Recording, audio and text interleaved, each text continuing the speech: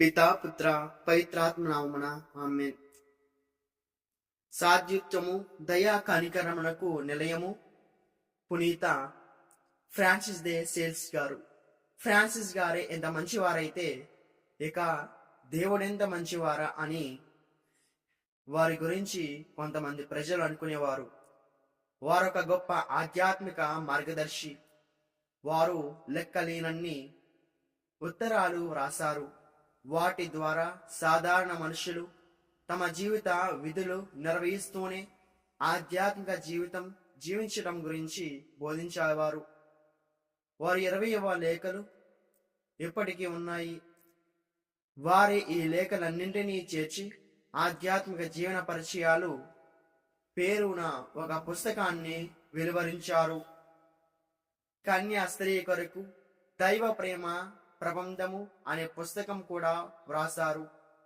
ప్రేమకు కొలత ఎంతంటే ఏ కొలత లేనంతగా ప్రేమించటమే అని అందు పేర్కొన్నారు. ఈ సూత్రాన్ని వారు వల్లించి బోధించి ఆచరించారు. జీవితంలో ఎదురైన శోధనలను శ్రమలను తట్టుకొని తమ ఆత్మను ప్రశాంతంగా స్వచ్ఛంగా నిలుపుకున్నారు. తనను కోరిన వారికి కూడా అదే హృదయ శాంతిని ప్రసాదిస్తూ ఉన్నారు.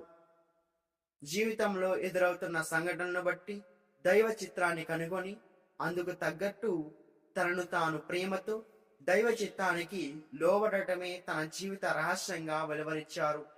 ఓ ప్రభు, మీరు కోరుకున్న విధంగా నేను ఉండదలిచాను అని మీ హృదయానంతరంలో మెల్లిగా నెమ్మదిగా ఆశతో అడగాలి అంటున్నారు. పునీత ఫ్రాన్సిస్ దే సేల్ గారు స్విట్జర్లాండ్లోని జెనీవా నగరంలో దాపులోని సదైలోని అన్నెసీ పట్టణంలో సేల్స్ కోటాలో 1567 సంవత్సరం ఆగస్టు 21న జన్మించారు. తండ్రి ఫ్రాన్సిస్ ప్రభువు, తల్లి రాణి ప్రాంబిస్ దే బోయ్. ఈ రాజకుటుంబానికి కలిగిన 6 మగపిల్లలలో 7 ఆడపిల్లలతో పునీత ఫ్రాన్సిస్ గారు మొదటివారు. వారికి తోరన్స్ గురుమండలిలో గుడిలో జ్ఞానస్నానం ఇవ్వబడింది. ఫ్రాన్సిస్ బోనా వెంతుర్ అని నమీకరణ ఇవ్వబడింది. ఈ పేరులో పునీత ఫ్రాన్సిస్ అసస్సి వారి సభలో 2 ప్రముఖుల పేర్లు ఇమిడి ఉన్నాయి. వారి పొట్టిగొడ్డిలో పునీత ఫ్రాన్సిస్ గది అని పిలువబడుతుంది. ఈ గదిలో అసస్సి ఫ్రాన్సిస్ వారు పక్షులకు బోధిస్తున్న సుందరమైన దృశ్యం చిత్రింపబడి ఉంది. ఈ పునీత నుండే వారు ఉత్తేజం అగణిత ఆధ్యాత్మిక లేఖలు వ్రాసి